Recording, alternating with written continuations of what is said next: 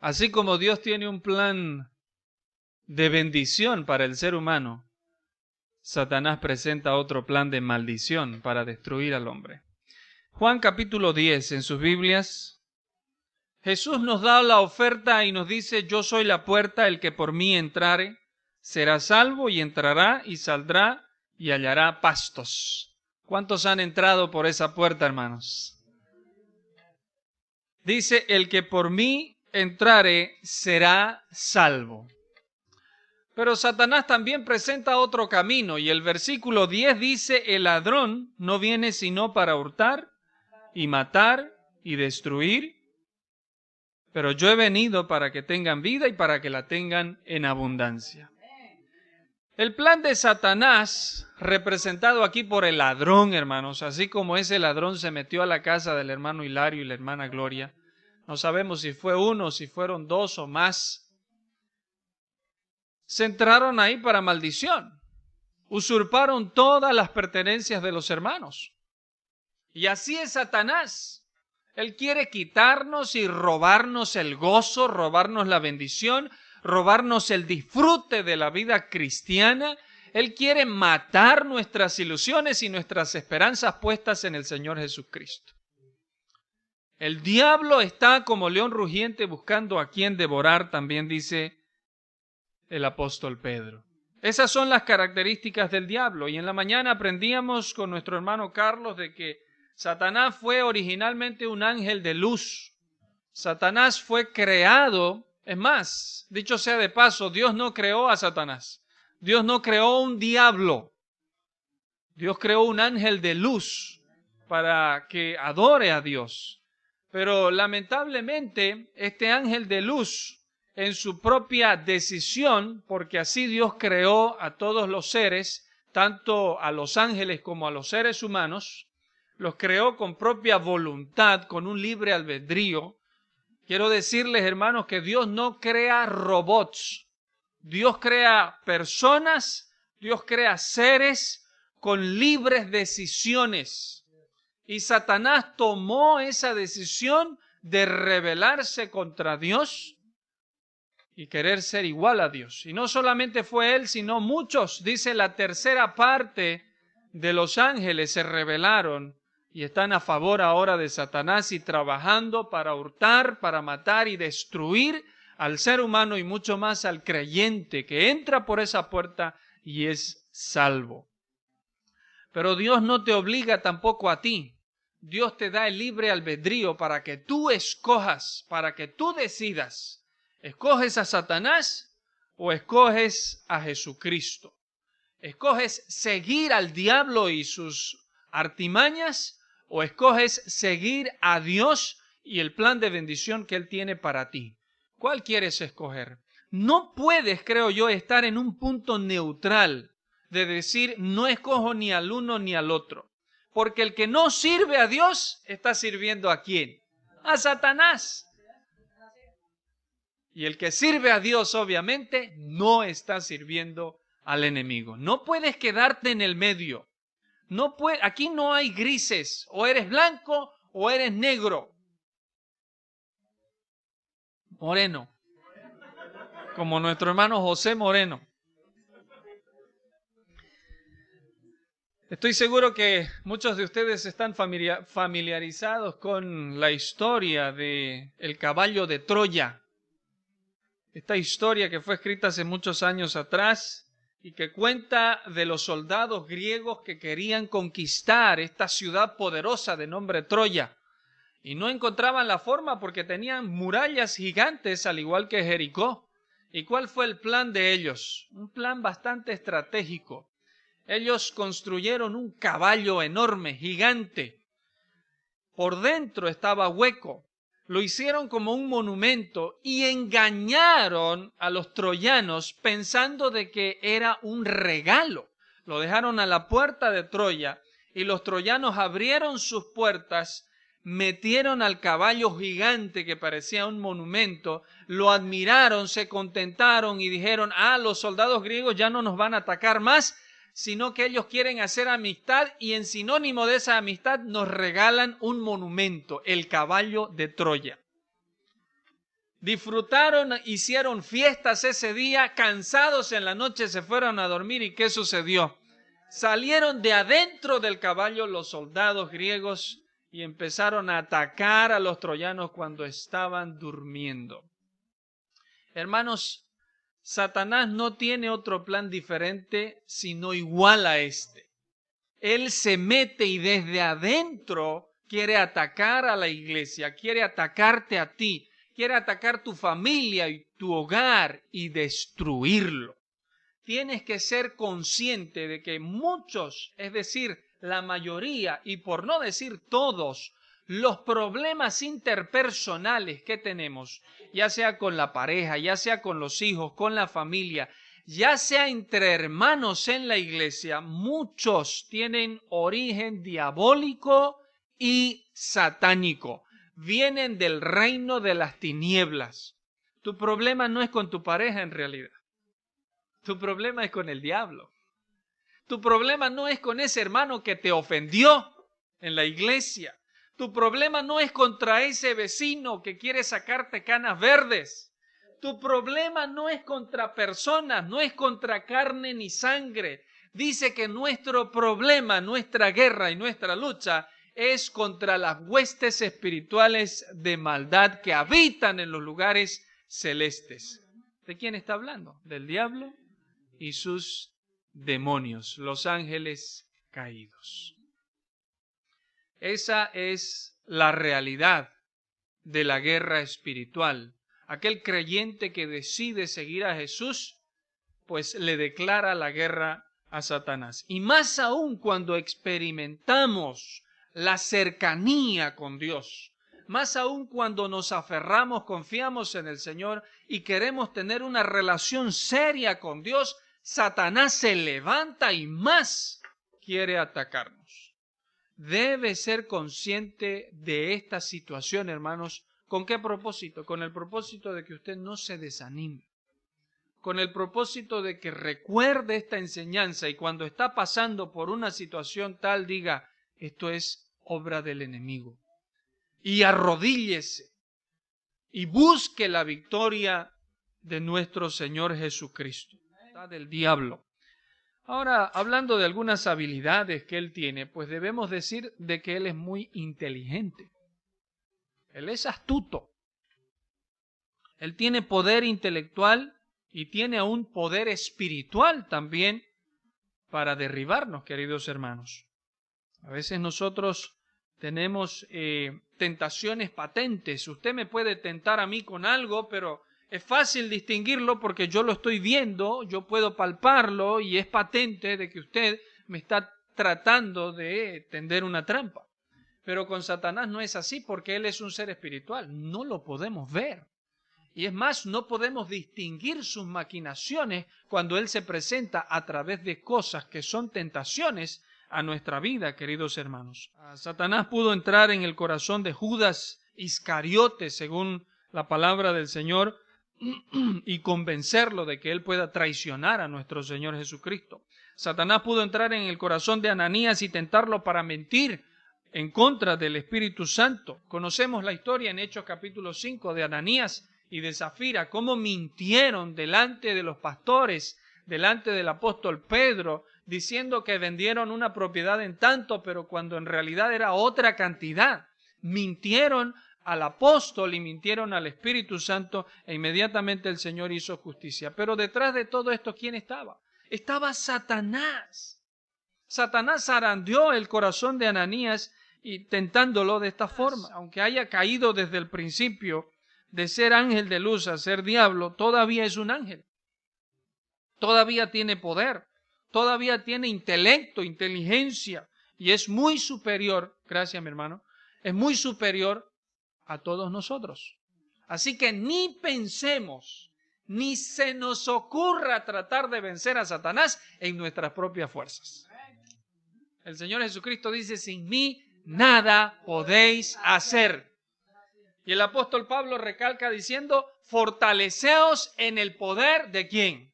¿De Fernando? ¿En el poder de Luis? ¿En el poder de nosotros mismos? ¿En el poder de un misionero, de un pastor? No, en el poder del Señor Jesucristo, porque Él es quien nos da la victoria, queridos hermanos. ¿Usted cree que Satanás no conoce la Biblia? Juan Calvino dijo que Satanás era un teólogo perspicaz. Se conoce todo el libro desde Génesis hasta Apocalipsis, hermanos. Él sabe de qué forma va a atacar. Conoce la Biblia precisamente con este propósito, el propósito de querer derrotarnos. Satanás, si bien es cierto, no es omnipresente igual que Dios, es decir, no está en todas partes. Él no tiene ese atributo. Él no está presente en todas partes porque Él no es igual que Dios. Pero Él tiene muchos demonios. Él tiene muchos ángeles caídos que están trabajando para Él. La Biblia no dice exactamente la cantidad, al menos nos da una referencia, pero un pastor se atrevía a decir que para cada persona, para cada ser humano en la tierra, hay 7 demonios. Ya se imaginará usted cuando sale de este lugar, 7 esperándolo ahí afuera, para ver la forma cómo lo tienta, para ver la forma de que usted se olvide del mensaje, para ver la forma de que usted se olvide de la iglesia, para que usted se aparte de Dios, ni bien salga de este lugar. No duermen, están constantemente en la obra de desanimarlo a usted. Esa semillita que es sembrada en su corazón, que es la palabra de Dios, ellos buscan la forma y traen aves de rapiña para comerse esa semilla, para sacarla y arrancarla de su corazón con tal que usted no dé frutos espirituales. Él tienta a los jóvenes con la belleza muchas veces. Él tienta a los ahorradores o los materialistas con el dinero. Él tienta a los ambiciosos con poder. Satanás tiene una manzana para Eva. Iba a decir tiene un Rodolfo para Eva, pero estamos hablando del de la Biblia. Satanás tiene uvas fermentadas preparadas para Noé. Satanás tiene una bolsa lista de monedas para Judas. Satanás tiene algo preparado para usted porque él conoce cuál es su debilidad de usted. Él es nuestro adversario y tiene mucha experiencia. Si grandes hombres en la historia bíblica como Noé, como Lot, como David, incluso el mismo Pedro, cayeron bajo la tentación y la artimaña de Satanás, pues no es nada raro que nosotros también caigamos en la misma trampa, queridos hermanos. Quiero hablarles rápidamente acerca de algunas estrategias que él utiliza, pero esta vez estrategias que van en contra de la iglesia como cuerpo de Cristo. El domingo pasado hablamos acerca de algunas trampas que él nos tiende de manera personal en nuestra vida y familia. Ahora vamos a hablar de algunas estrategias que él plantea que van en contra de la iglesia como el cuerpo de Cristo. Número 1, la estrategia de Satanás en contra de la iglesia. Sustitutos del Señor Jesucristo. Él crea sustitutos del Señor Jesucristo. ¿Qué es un sustituto? Todo aquello que le quita el lugar. ¿Qué más es un sustituto? No podré estar el próximo domingo y quiero que alguien me sustituya. Hermano Carlos, por favor, me sustituye el próximo domingo. Reemplazar lo uno por lo otro. Satanás ha visto lo que dice la Biblia en cuanto a Cristo. Juan 14:6. ¿Qué dicen sus Biblias? Jesús dijo, yo soy el camino y la verdad y la vida, y nadie viene al Padre si no es por mí. Eso declara el Señor Jesucristo. Y como Satanás sabe esto, entonces y dice, si Él es el único, tengo que buscar la forma de buscar un reemplazo para Él. Un pasaje muy precioso en la palabra que dice, puestos los ojos ¿en quién? En Jesús. Hermanos, la Biblia no dice puestos los ojos en el Papa Francisco, no dice eso. La Biblia no menciona puestos los ojos en las vírgenes o la Virgen María, puestos los ojos en los santos. La Biblia no dice eso. La Biblia no menciona puestos los ojos en Buda. en Mahatma Gandhi, en Charles Russell, el cabeza de los testigos de Jehová, o en José Smith, el cabecilla de los mormones, o en Mahoma, o en Elena White, o en el gurú. La Biblia no dice puestos los ojos en aquellos, dice puestos los ojos ¿en quién? En Jesús. En Jesucristo, hermanos. Y el diablo conoce eso. Y es por eso que él trabaja de tal forma de crear sustitutos del Señor Jesucristo. Y que la gente observe más a aquellos, que la gente se dirija más a los sustitutos y se olvide del Señor Jesucristo. Colosenses 3:11 dice, donde no hay griego ni judío, circuncisión ni circuncisión, bárbaro ni escita, siervo ni libre, sino que Cristo es ¿quién? Cristo es el todo. No hay nada más superior a Él. Cristo es lo absoluto. Cristo es el todo y en todos. El mensaje del apóstol Pablo hacia los hermanos de la iglesia en Colosa es de decirles que Cristo es el único y que Él es el preeminente, debido a que estos hermanos tristemente se desviaron con algunas enseñanzas filosóficas y humanas. Y estaban reemplazando la filosofía y la buena conducta humana y la psicología por la persona del Señor Jesucristo. Satanás estaba ganando victoria en estos hermanos, haciendo que ellos se desvíen hacia la filosofía. Y hasta hoy en día es así, hermanos. La buena conducta se convierte en un sustituto del Señor Jesucristo para que muchos no vengan al arrepentimiento. ¿O no ha escuchado usted la frase, yo no hago mal a nadie? Yo me porto bien. Yo doy limosna a los pobres. Yo ayudo mucho a la gente. Yo no necesito ir a una iglesia. Yo estoy bien y me siento feliz así como estoy. Hermanos, las cosas buenas, porque no son cosas malas, son cosas buenas, también nos llevan al infierno. Y Satanás está trabajando en aquello para reemplazar a la persona del Señor Jesucristo. Miremos Colosenses capítulo 2, versículo 8. Colosenses capítulo 2, el versículo 8. Mirad que nadie os engañe por medio de filosofías y huecas sutilezas, según las tradiciones de los hombres, conforme a los rudimentos del mundo, y no según Cristo Jesús. Y no según Cristo Jesús.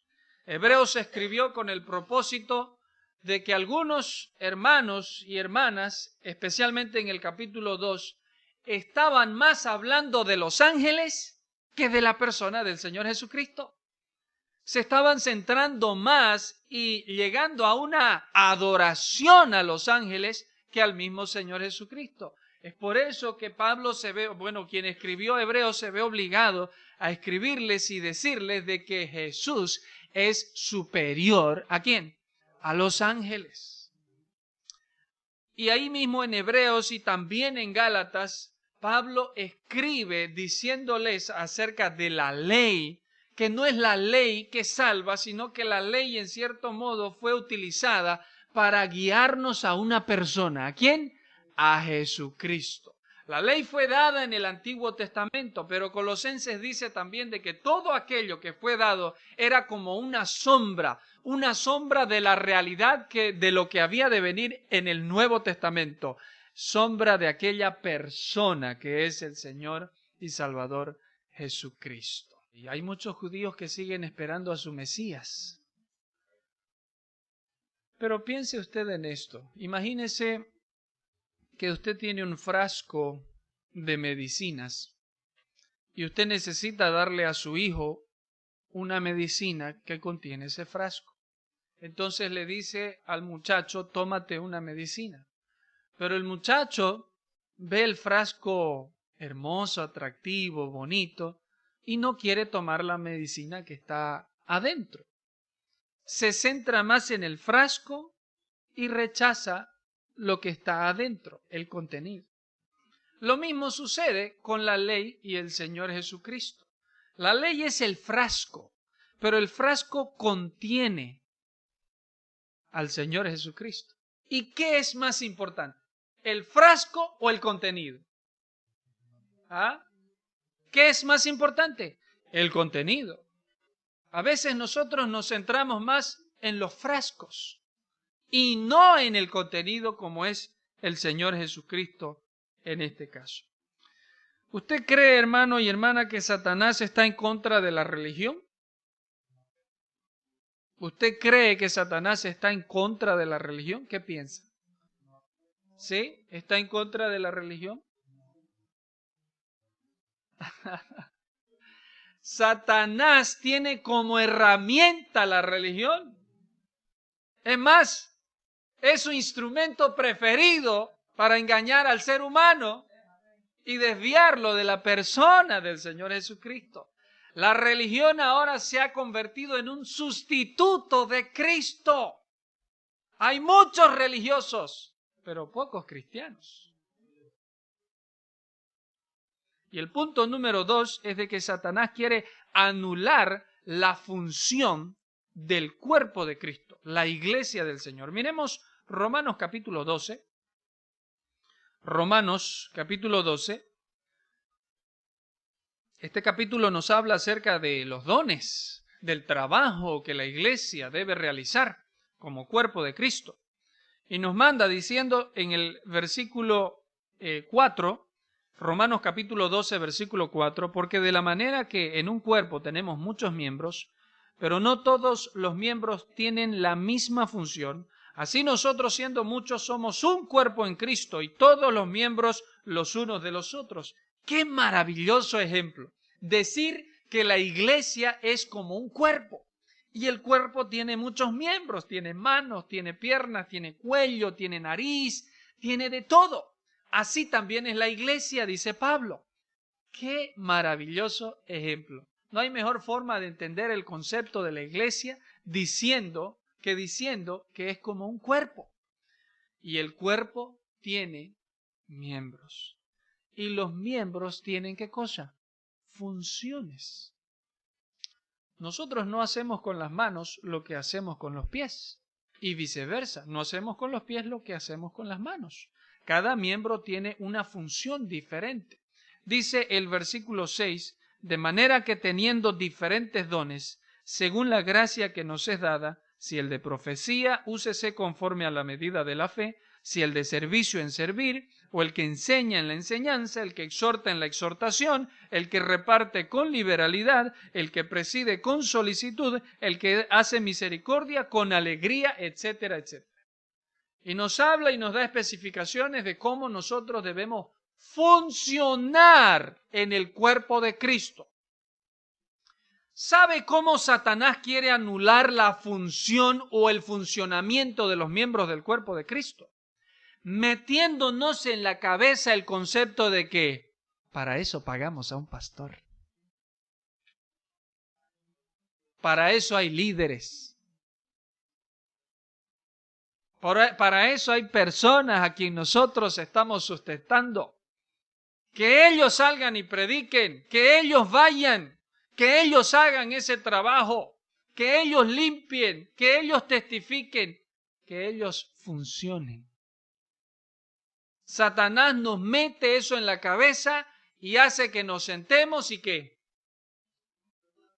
miremos el show de los pastores y líderes.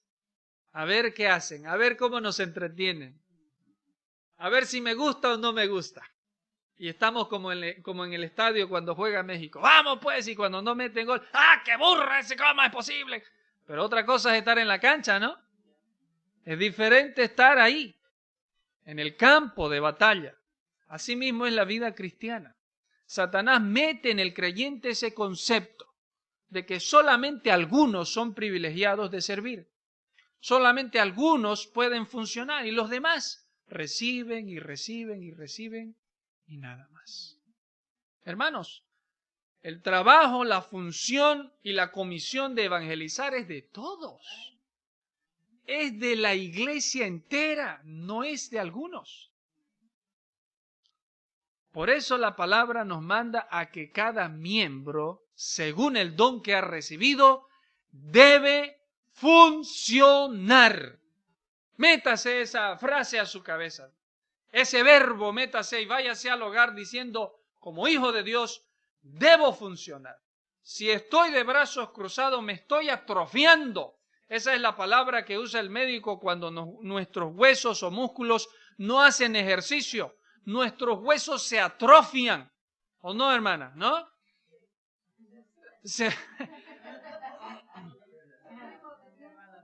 Mire, la hermana Arcelia nos da la enseñanza de que no debemos ser cristianos oxidados.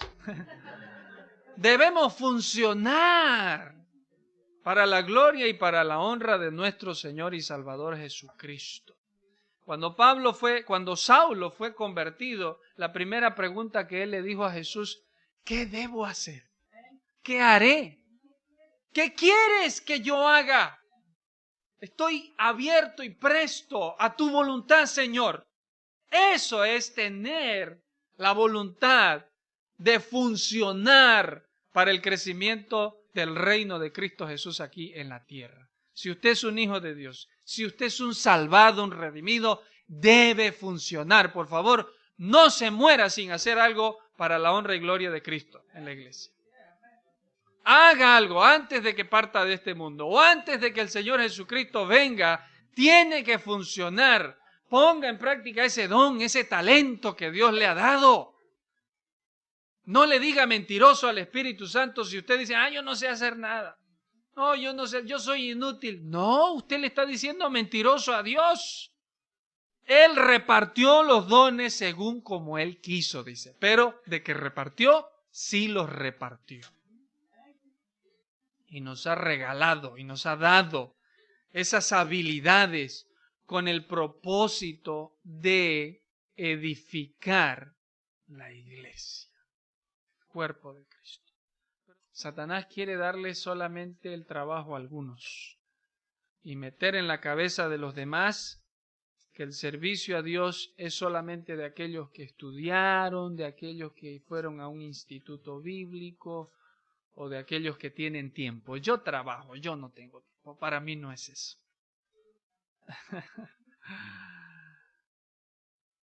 No haga la voluntad del diablo. Miremos el ejemplo rápidamente de la iglesia primitiva en Hechos capítulo 2, donde nos dice que no eran solamente unos cuantos. Unos predicaban, otros eran diáconos, otros eran ancianos, otros servían a las viudas, otros repartían. Entre todos hacían un equipo y servían a Dios. En Hechos capítulo 2 y los últimos versículos del capítulo, por ejemplo, el versículo 44 dice, todos los que habían creído estaban ¿cómo? Estaban juntos, dice la palabra. Todos, no unos cuantos. Todos los que habían creído venían también los miércoles a la oración, dice. Amén. No unos cuantos, porque a todos ha salvado. Todos tienen el mismo Cristo. Así como venían el domingo, venían también a la oración, dice. Todos estaban juntos, dice. El versículo 46 dice, y perseveraban ¿cómo? Unánimes todos los miércoles en el templo también. Y partiendo el pan en las casas, comían juntos con alegría y sencillez de corazón, alabando a Dios y teniendo favor con todo el pueblo.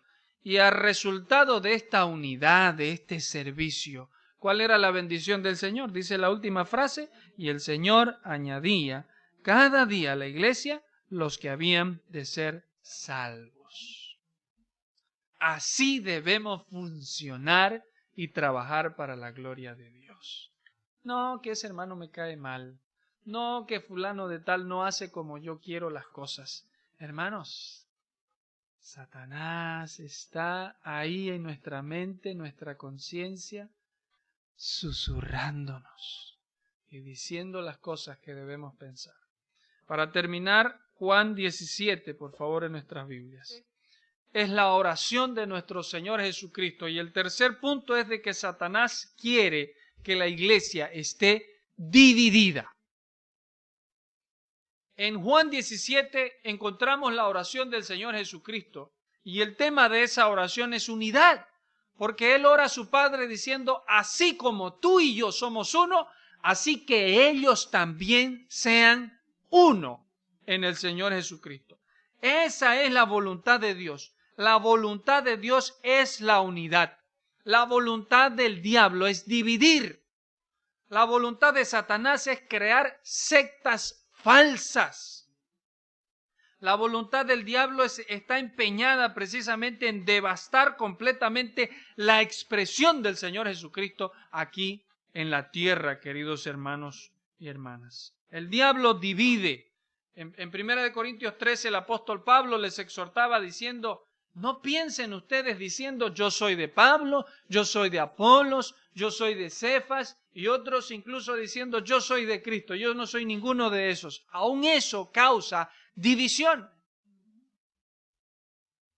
La única razón por la cual debemos salir de un lugar es por el motivo de la falsa doctrina, donde no se está predicando la palabra de Dios. Un lugar donde se ha convertido en un club, ya no es una iglesia, ya se dice lo que se quiere desde el púlpito. Ya hay cosas que están fuera de los marcos bíblicos. Esa razón, dice el apóstol Pablo, debe hacernos huir y apartarnos de aquellos que dicen llamarse hermanos, pero son lobos rapaces, vestidos de ovejas. La división es un instrumento del diablo. El Señor Jesucristo dice, el que conmigo no junta, desparrama. Busquemos por favor este último pasaje en Mateo capítulo 12, versículo 30. El que no es conmigo, contra mí es. Y el que conmigo no recoge, desparrama. ¿Está usted con Jesús? ¿Está usted a favor del Señor Jesucristo y su obra? Si no, directamente Él te dice, estás desparramando y estás en contra de mí. El que no amare al Señor Jesucristo sea maldito, dice la palabra del Señor. Qué fuerte. Y no es fácil seguir al Señor Jesucristo, hermanos. Él dijo, en el mundo tendréis aflicciones. Hay problemas, hay dificultades. Aunque a comparación de los primeros cristianos, quizás no hemos sufrido nada a comparación de ellos. Comparando nuestros problemas y sufrimientos, creo que no son nada comparados a los problemas del apóstol Pablo. Seguir al Señor Jesucristo tiene un precio. Y es costoso. Pero más costoso es no seguirle. Más vale que te asegures de que estás a favor de Cristo, de que ames al Señor y de que puedas seguirlo a Él y no al diablo y a sus demonios. Un creyente que está cerca de Jesús es un creyente victorioso. Es un creyente que derrota al enemigo, a los demonios, que vence las tentaciones y toma victoria en medio de las pruebas. Que el Señor bendiga su palabra. Voy creyendo en ti, confiando solo en tu palabra, y voy creyendo en ti, pues tú peleas mi batalla, creyendo en ti. Es con tu fuerza que se rompen las cadenas, son tus promesas y la fe que me sustentan.